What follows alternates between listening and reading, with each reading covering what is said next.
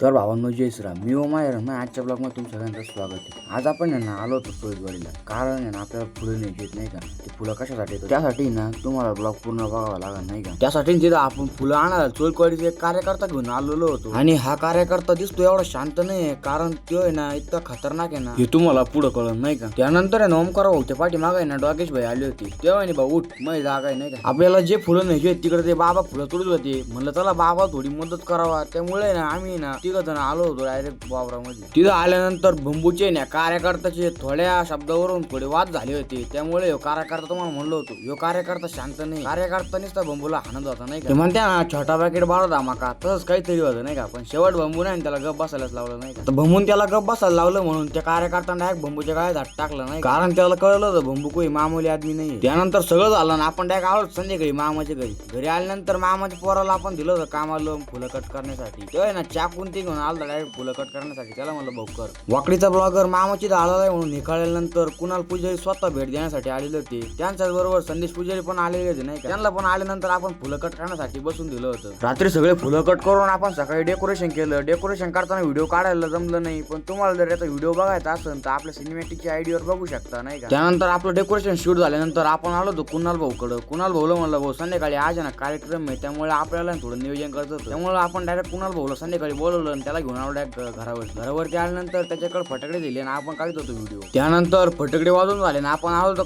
खाली आल्यानंतर सोम सगळ्यांचा नाश्ता वाटत होता। सोमला म्हणलं भाऊ तू व्हायरल झाला, त्या हे कळल्यानंतर त्यानं तोंड दाखलं। भाऊ ना आजसाठी एवढंच। आपल्याला जर अशी नवीन ब्लॉग पाहिजे आपल्या आयडी लवकर फॉलो करून घ्या।